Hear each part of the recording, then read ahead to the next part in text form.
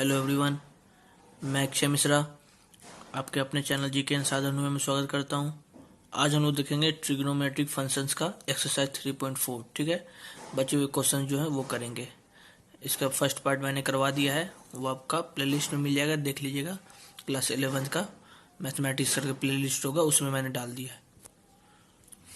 अगर आप मेरे चैनल पर नए हैं तो मेरे चैनल को सब्सक्राइब करें और अपने दोस्तों के साथ भी शेयर करें। ठीक है, देखिए इसमें क्या बोल रहा है 5 में cos 4x equal cos 2x। ठीक है, 5, 6, 7, 8, 9 में सब में जो आपको निकालना है वो जनरल सॉल्यूशन निकालना है। ठीक है, फाइंड द जनरल सॉल्यूशन है। ठीक, cos 4x equal to cos 2x है, तो भाई जनरल सॉल्यूशन कैसे निकलेगा? cos 4x cos 2x, तो जनरल सॉल्यूशन कैसे निकलेगा बताइए। आप एक चीज पढ़े हैं, cos थीटा जब cos अल्फा के बराबर होता है, तो थीटा क्या होता है भाई? cos के टर्म में 2n pi plus minus alpha होता है। अब देखिए, यही तो थीटा है, यही तो अल्फा है। क्या समझे? मतलब cos theta equal to cos alpha कब होता है? जब थीटा का value 2n pi plus minus alpha होता है। मतलब एक चीज बताइए, यहाँ से cos थीटा जो है, थीटा 4x है यहाँ, है ना? तो थीटा मतलब 4x है।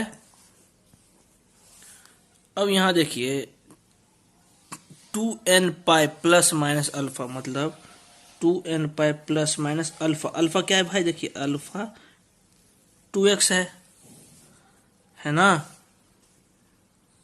कोई दिक्कत नहीं ना? एक चीज बताइए, यहां से देखिए क्या लिख सकते हैं हम 2n पाई को? ये इस साइड आ जाएगा 4 वाला, एक बार ये 4x प्लस से माइनस हो जाएगा, ये माइनस 2x हो जाएगा। और एक बार क्या हो जाएगा भाई? 2n पाई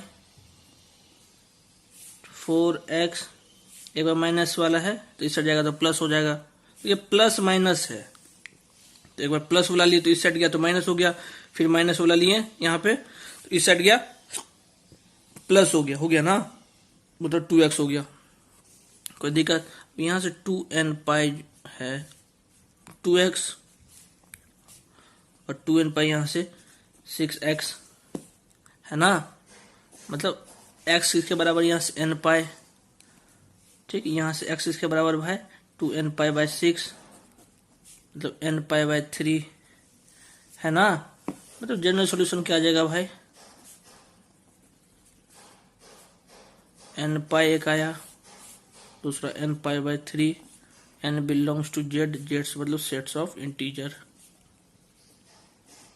कोई दिक्कत? कुछ नहीं। देखिए आपको पता है कोस अल्फा जब होता है तो थीटा क्या होता है? 2n pi plus minus alpha.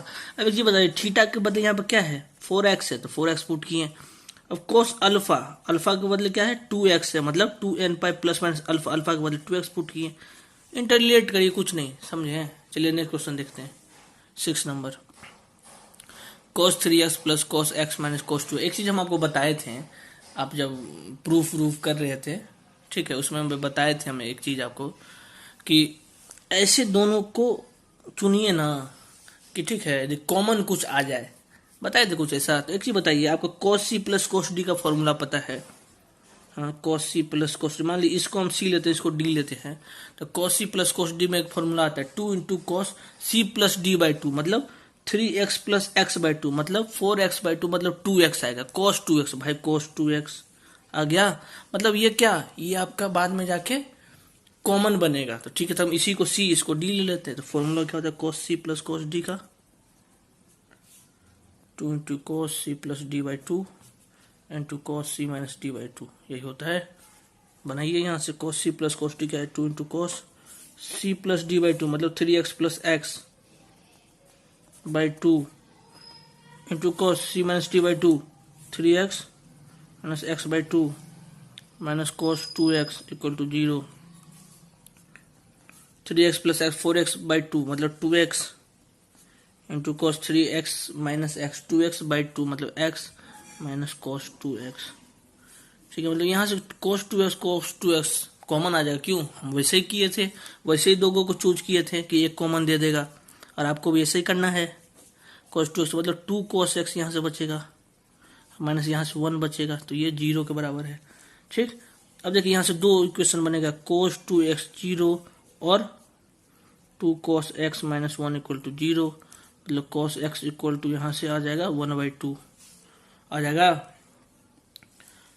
अब बताइए cos 2x 0 मतलब क्या, एक चीज पढ़े हैं आप, एक चीज पढ़े होंगे आप, cos x 0 के कब होता है? जब x का वैल्यू 2n+1 इंटू π/2 होता है ना। cos x 0 जब होता है 2n+1 इंटू π/2 होता है x का वैल्यू।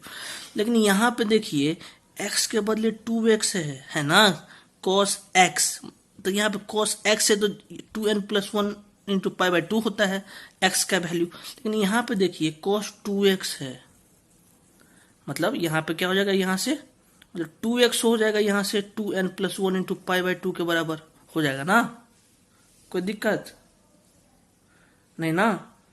तो भाई मेरे यहाँ से x क्या हो जाएगा, 2n+1 इंटू 2, इससे हट आ जाएगा, मतलब π/2 इंटू 2 4। अब एक चीज बताइए, cos 1/2 कब होता है? 60 पे होता है 60 पे, मतलब किस पे, π/3 पे होता है। तो cos π/3 यहाँ से आ गया, तो एक चीज बताइए, cos x equal to cos π/3 यहाँ से, मतलब एक चीज आप पढ़े हैं, cos x, देखिए यहीं से हम लोग पढ़े हैं कि cos थीटा cos अल्फा के बराबर कब होता है? जब theta 2n π plus minus alpha के बराबर होता है। मतलब यहाँ से x क्या हो जाएगा, 2n π प्लस माइनस अल्फा के बराबर हो जाएगा। अरे नहीं समझ में आया आपको, मतलब cos थीटा cos अल्फा के बराबर कब होता है? जब theta 2n π plus minus alpha के बराबर होता है। अब यहाँ थीटा के बदले क्या है, x है ना, देखिए x है, और अल्फा के बदले π/3 है, तो थीटा के बदले हम x पुट किए, और 2n π प्लस माइनस अल्फा के बदले हम ये पुट करेंगे π/3, मतलब 2n π प्लस माइनस π/3। ये है ना n बिलोंग्स टू z, मतलब सेट्स ऑफ इंटीजर। यही आपको करना था, समझ गए कैसे क्या करना है? देख लीजिए, सिंपल तरीका बताएं आपको, ऐसा कोई नहीं बताएगा आपको, ठीक है। चलिए तो नेक्स्ट क्वेश्चन देखते हैं हम लोग। 7 नंबर कैसे करेंगे बताइए।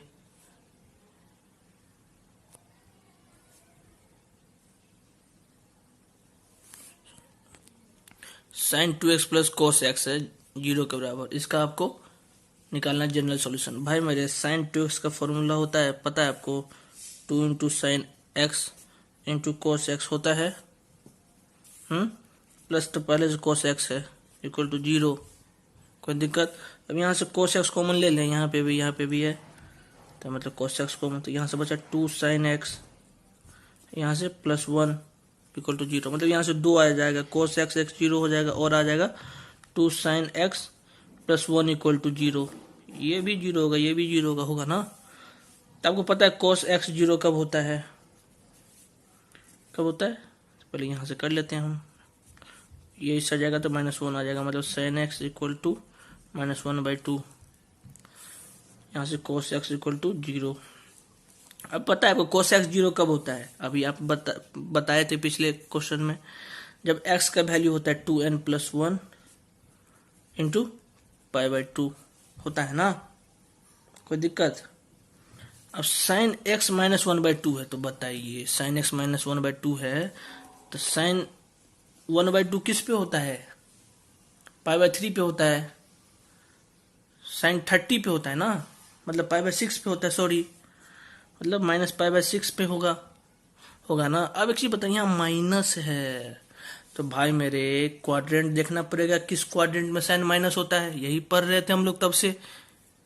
हाँ, एक चीज बताइए, फर्स्ट क्वाड्रेंट में सब पॉजिटिव होता है, ऑल पॉजिटिव होता है, सेकंड क्वाड्रेंट में साइन और उसका रेसिप्रोकल कोसेक पॉजिटिव, मतलब बाकी दो में साइन नेगेटिव होगा ना। तो भाई जब बाकी दो में साइन नेगेटिव होगा या फिर इस दोनों में पॉजिटिव होगा, तो क्वाड्रेंट तो कुछ वैल्यू देता है, ट्रिग्नोमेट्रिक फंक्शंस का देता है ना। तो पहला में थीटा ही रह जाता है, दूसरा में पाई माइनस थीटा हो जाता है, तीसरा में पाई प्लस थीटा, और चौथा में 2 पाई माइनस थीटा हो जाता है। आपको पता है ये 0 है, ये π/2 है, ये पाई है, ये 3 पाई/2 है, फिर पाई/2 से ये 2 पाई ही हो जाता है। बताए थे सब हम, ठीक है। अब एक चीज बताइए आप, माइनस क्या शो कर रहा है कि अब ये थर्ड क्वाड्रेंट में है या फोर्थ क्वाड्रेंट में है, ठीक। मैं थर्ड क्वाड्रेंट वाला लेके चलता हूँ, ठीक। आप फोर्थ क्वाड्रेंट वाला भी करिएगा, कोई दिक्कत नहीं है। जहां माइनस है वही वैल्यू पुट होगा, कोई दिक्कत नहीं है। मैं ये लेके चलता हूँ, मेरे को एक हम ये बना देते हैं। अब देखिए ये तो आ गया मेरा एक, ठीक। अब इसको देखना, साइन एक्स -π/6 है, हाँ है ना। तो यहाँ साइन लिखना पड़ेगा, समझ गए, यहाँ साइन लिख दीजिएगा, साइन π/6 माइनस बाहर आ जाएगा, ठीक, π/6। अब एक चीज बताइए, हम थर्ड क्वाड्रेंट में नेगेटिव होता है, आपको पता है, फोर्थ में भी होता है, तो हम थर्ड क्वाड्रेंट वाला एक लेके चलते, क्या दिक्कत है। तो साइन क्या वैल्यू होता है इसमें, पाई प्लस थीटा, मतलब sine x equal to sine pi plus theta. Theta क्या है, π/6 है। माइनस नहीं ले लीजिएगा, क्यों, क्योंकि माइनस के वजह से थर्ड और फोर्थ क्वाड्रेंट में हम लोग का जो ट्रिग्नोमेट्रिक फंक्शन है ये वैल्यू देता है, मतलब पाई प्लस थीटा, 2 पाई माइनस थीटा, मतलब नेगेटिव या पॉजिटिव को जो है वो बैलेंस आउट कर देता है। जब ये फॉर्मूला हम लोग लिखते हैं, एक theta pi minus theta pi plus theta 2 पाई माइनस थीटा, समझ गए, डिफरेंट क्वाड्रेंट में, समझ गए। तो यहां से साइन एक्स क्या हो जाएगा भाई, 7π/6 आ जाएगा। अब एक चीज पता है आपको, साइन एक्स साइन अल्फा कब होता है, जब x होता है n π+-1 का पावर n इंटू अल्फा, यही होता है। मतलब यहाँ से n π+-1 इंटू अल्फा कितना है भाई, 7π/6। कोई दिक्कत, n बिलोंग्स टू z। अब बोलिएगा आप सर फोर्थ क्वाड्रेंट वाला आप कहने लिए, आप इसी पे बना लीजिएगा 2π-θ, ठीक है, कोई दिक्कत नहीं है, कुछ वैल्यू यहाँ चेंज आएगा, लेकिन वो भी आंसर आपका सही होगा, ठीक है। बस नेगेटिव देखना है ना जी, हम थर्ड क्वाड्रेंट में देखें नेगेटिव, तो हम वो वाला लिए, आप ये वाला ले लीजिएगा फोर्थ क्वाड्रेंट में नेगेटिव वाला, कोई दिक्कत नहीं है, जनरल सॉल्यूशन में कोई फर्क नहीं पड़ेगा, ठीक है। बस यहाँ कुछ वैल्यू चेंज आएगा, लेकिन अगर आप उसको रेडियन के फॉर्म में चेंज करिएगा तो सिंपल वही आंसर सेम आएगा, ठीक है, ठीक। चलिए नेक्स्ट क्वेश्चन देखते हैं, 8 नंबर करते हैं। देखिए sec² 2x equal to 1 - tan 2x, कैसे करें। आपको पता है कि sec² x - tan² x equal to 1 होता है, हाँ। लेकिन यहाँ पे देखिए sec² 2x है ना। तो भाई मेरे ये भी हो सकता है sec² x 2x - tan² 2x equal to 1, ठीक है। यहाँ पे तो दो सेम ही है ना, x x था तो 1 होता था भाई, 2x 2x है तो फिर भी 1 होगा, कोई दिक्कत नहीं ना। तो भाई मेरे sec² 2x को हम क्या लिख सकते हैं, 1 + tan² 2x, इस साइड आ जाएगा तो प्लस आ जाएगा। तो यहाँ पे ये वैल्यू उतार दें हम, sec² 2x क्या है, 1 + tan² 2x, 1 + tan² 2x equal to क्या है, 1 - tan 2x, तो 1 1 गया। अब इस साइड ले आइए, तो tan² 2x + tan 2x equal to 0 हो जाएगा।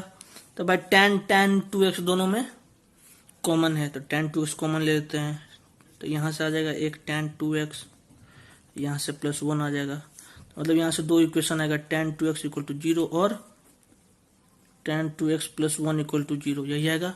आपको पता है tan x 0 कब होता है, जब x इक्वल टू n π होता है ना, होता है ना, x n π होता, x n π होता, लेकिन यहाँ 2x है, मतलब 2x n π होगा। देखिए यहाँ से x0 tan x 0 कब होता है, जब x n π होता है भाई मेरे। तो यहाँ x के बदले क्या है, 2x है, मतलब 2x n π होगा, मतलब यहाँ से x क्या हो जाएगा, n π/2, कोई दिक्कत, ठीक है, ये बना लिए हम। अब ये देखिए ये भी है tan 2x + 1 इक्वल टू 0, मतलब सॉल्व करते हैं, tan 2x इस साइड 1 जाएगा, -1 जाएगा। अब एक चीज बताइए, 1 tan कब आता है, π/4 पे, मतलब tan π/4 पे आएगा। लेकिन नेगेटिव आ गया तो हमको सॉल्व करना पड़ेगा, क्वाड्रेंट देखना पड़ेगा। भाई कौन क्वाड्रेंट में tan नेगेटिव आता है, आपको पता है कि फर्स्ट में सब पॉजिटिव, ऑल पॉजिटिव, हाँ, और थर्ड में tan पॉजिटिव होता है, tan और cot, तो मतलब सेकेंड में और फोर्थ में tan नेगेटिव आएगा ना, क्योंकि हमको पता है फर्स्ट और थर्ड में tan negative sorry tan positive होता है, तो भाई मेरे सेकेंड और फोर्थ में ही नेगेटिव होगा ना, तो हम सेकेंड वाला को बना लेते हैं, फोर्थ वाला आप बना लीजिएगा, क्या दिक्कत है जनरल सॉल्यूशन में। ये बनाइए जनरल सॉल्यूशन देना पड़ेगा ही उसको, ठीक है। तो एक चीज बताइए, tan 2x इक्वल टू, यहाँ से हम क्या लिख सकते हैं, तो कुछ वैल्यू देता है ना, तो यहाँ थीटा देगा, यहाँ पाई माइनस थीटा देगा, यहाँ पाई प्लस थीटा देगा, यहाँ 2 पाई माइनस थीटा देगा। पता है हम ये वाला बना रहे हैं, मतलब सेकेंड क्वाड्रेंट में नेगेटिव होता है, tan पाई माइनस थीटा मतलब tan पाई माइनस थीटा, थीटा क्या है π/4 है ना। आप ये वाला बना लीजिएगा tan 2 पाई माइनस थीटा, 2 पाई माइनस थीटा, थीटा के बदले π/4 रखिएगा। जनरल सॉल्यूशन में कुछ वैल्यू चेंज आएगा, लेकिन अगर वो तोड़िएगा तो आंसर सेम आएगा, ठीक। लास्ट में tan 3 π/4 हो जाएगा, यहाँ से 4, ठीक है। एक चीज बताइए, आप एक चीज पढ़े हैं, क्या पढ़े हैं सर आप, tan x tan अल्फा कब होता है, हाँ, जब x equal to n pi plus alpha होता है, हाँ होता है। अब यहाँ देखिए x के बदले 2x है, अल्फा के बदले 3 π/4 है ना, x के बदले 2x है, अल्फा के बदले 3 π/4 है, मतलब x के बदले हम क्या लिखेंगे यहाँ 2x इसके बराबर है n पाई प्लस अल्फा 3 π/4 होगा। तो यहां से x क्या हो जाएगा भाई, ये 2 सेट आ जाएगा, तो n π/2 प्लस ये इसमें मल्टीप्लाई हो जाएगा 3 π/8, where n belongs to z, मतलब सेट ऑफ इंटीजर। कोई दिक्कत, देख रहे हैं कैसे कर रहे हैं हम, आपको भी ऐसे ही करना है, बस इंटीग्रेट करिए। देखिए आपको पता है tan x tan अल्फा के बराबर होता है, लेकिन भाई यहाँ पर tan x के बदले क्या है 2x है, तो मतलब x के बदले यहाँ 2x लिख दिए हम, हाँ। n pi plus alpha, n pi plus alpha, alpha के बदले क्या है भाई 3 π/4, x सोल्व करना है तो /2 आ जाएगा, /2, फिर इसमें भी 2 मल्टीप्लाई होगा तो 4 × 2 8, ठीक है। ऐसे ही करना है आपको, ठीक है। चलिए लास्ट क्वेश्चन आज का देखते हैं। आज का लास्ट क्वेश्चन करेंगे हम 9th नंबर, ठीक। क्या दिया है, sin x plus sin 3x plus sin 5x equal to, general solution निकालना है, ठीक है। एक चीज आपको हम बताए थे, ऐसा दोनों को चूज करिए कि फॉर्मूला पुट करके एक कॉमन आ जाए, बताए थे। तो भाई मेरे एक चीज बताइए, यहाँ से sin 5x प्लस फिर sin x plus sin 3x हेरफेर कर दिए, sin 5 पहले ले लिए x फिर sin 3x, ठीक है। अब किसको फॉर्मूला बैठा है, आपको पता है sin c plus sin d क्या होता है, 2 × sin c प्लस d/2, मतलब 2 × sin c प्लस d/2, मतलब 5x प्लस /2, मतलब 2 × sin 6x/2, मतलब 3x, sin 3x भाई मेरे sin 3x, मतलब अगर ये दोनों को लिए तो एक कॉमन आ जाएगा मेरा sin 3x, मतलब यही दोनों को लीजिए, ऐसे आपको बनाना पड़ेगा, ठीक है। तो क्या करें हम, 2 × sin c प्लस d/2, मतलब 5x plus x/2 into cos c minus d/2, मतलब 5x माइनस x/2, ठीक। अब एक पहले से यहाँ से sin 3x है, यहाँ से क्या हो जाएगा 2 × sin 5x plus x 6x/2, मतलब 3x into cos 5x minus x, मतलब 4x/2, मतलब 2x plus sin 3x equal to 0 है, 0 नहीं भूल जाइएगा। तो यहाँ से देखिए sin 3x कॉमन है तो ले लें, यहाँ बच जाएगा 2 × cos 2x, यहाँ से 1 बचेगा प्लस 1 इक्वल टू 0, यहाँ से 2 इक्वेशन बनेगा, sin 3x 0 हो जाएगा और 2 cos 2x plus 1 equal to 0, मतलब sin 3x 0, और यहाँ से 2 cos 2x इक्वल टू -1, मतलब cos 2x इक्वल टू -1/2, ठीक। sin 3x equal to 0। अब एक चीज बताइए, आप एक चीज पढ़े हैं, sin x 0 कब होता है, बताइए, पढ़े होंगे sin x 0 कब होता है, जब x इक्वल टू n पाई होता है, n पाई होता है ना, x इक्वल टू n पाई होता है। भाई मेरे देखने यहाँ पे क्या है, x के बदले 3x है, मतलब 3x n पाई होगा, यहाँ से होगा ना, यही तो हम पिछले क्वेश्चंस में भी देखे हैं। तो यहाँ से x क्या हो जाएगा भाई, n पाई/3 हो जाएगा। तो एक चीज बताइए, ये कर लिए हम। अब ये देखिए cos 2x माइनस 1/2 है, मतलब cos जो है 1/2 कब होता है? हाँ, cos 60 पे 1/2 होता है, 1/2 होता है, मतलब cos π/3 पे होता है ना। तो भाई एक माइनस है, मतलब ये माइनस है, कोई दिक्कत नहीं ना। अब ये बताए माइनस है तो भाई हमको क्वाड्रेंट देखना पड़ेगा ना, किस क्वाड्रेंट में cos नेगेटिव होता है। फिर आपको पता है अगर जिस क्वाड्रेंट में cos नेगेटिव होता है तो एक ट्रिग्नोमेट्रिक वैल्यू भी आता है, कुछ आता है ना। तो एक चीज बताइए, इसमें क्या होता है भाई, all positive, all trigonometric positive, इसमें साइन और cos पॉजिटिव होता है, इसमें tan और cot पॉजिटिव होता है। भाई मेरे इसमें cos और sec पॉजिटिव होता है, आपको पता है, मतलब ये दोनों में निगेटिव आता है cos, या सेकेंड में होगा या थर्ड में होगा ना। तो भाई मेरे जब सेकेंड और थर्ड में होगा तो आपको पता है कुछ वैल्यू भी मिलता है, यहाँ थीटा हो जाता है, यहाँ पाई माइनस थीटा, यहाँ पाई प्लस थीटा, यहाँ 2 पाई माइनस थीटा। हाँ, ये वैल्यू क्यों मिलता है भाई? क्योंकि नेगेटिव और पॉजिटिव के साथ खेलने के लिए, ठीक है, बैलेंस करने के लिए वैल्यू मिलता है, ताकि आप जनरल सॉल्यूशन में डायरेक्ट ये माइनस π/3 पुट ना कर सकें। सिखाया था ना आपको कि ये माइनस π/3 या फिर ये माइनस कभी पुट नहीं करना, यही माइनस की वजह से ये वाला आता है, ठीक है, यही वैल्यू आपको लेना पड़ता है, ठीक। तो cos 2x इक्वल टू क्या होगा, माइनस cos π/3, ठीक। तो एक चीज बताइए, हम सेकेंड क्वाड्रेंट वाला लेते हैं, आपको पता है इसमें नेगेटिव होगा या इसमें नेगेटिव होगा। हम सेकेंड क्वाड्रेंट, अब थर्ड क्वाड्रेंट वाला लीजिएगा, कोई मतलब टेंशन वाला बात नहीं है, इस पे भी आंसर आएगा, ठीक है, बस कुछ वैल्यू में डिफरेंस आएगा लेकिन आंसर सही होगा आपका, ठीक है। तो हम इस पे लेते हैं, अब पाई माइनस थीटा लेते हैं। तो अच्छा, cos 2x equal to cos pi minus theta, वहां ना सेकेंड में पाई माइनस थीटा है, मतलब cos 2x equal to pi minus theta, मतलब π/3, थीटा π/3 है ना, माइनस नहीं लीजिएगा, क्यों कि यही माइनस की वजह से तो ये सब वैल्यू आ रहा है, समझ गए, बार बार यही सिखा रहे हैं आपको हम। यहां से हो जाएगा cos 2 π/3 आ जाएगा, कोई दिक्कत। एक चीज बताइए, आप पढ़े हैं cos थीटा cos अल्फा के बराबर कब होता है मेरे भाई? जब theta 2n pi plus minus alpha होता है, पढ़े हैं ना।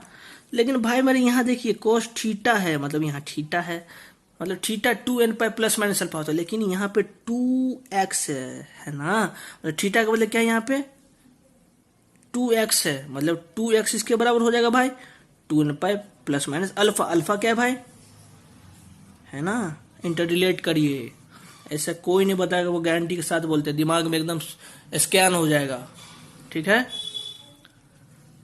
अब देखिए, सॉरी ये 2 पाई नहीं है, ये 2x है, आपको पता है ना।